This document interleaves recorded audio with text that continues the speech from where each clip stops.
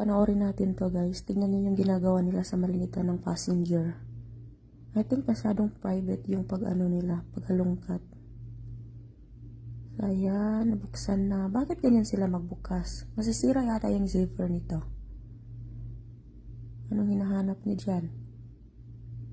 Yan, ayun, may nakita si kuya. Sana all, naka-smile pa siya.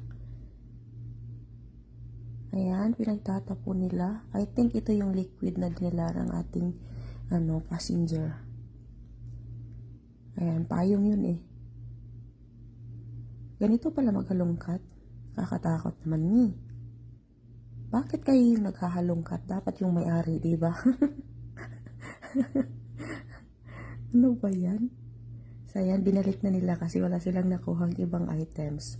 So, itong si kuya na isa, seryoso masyado.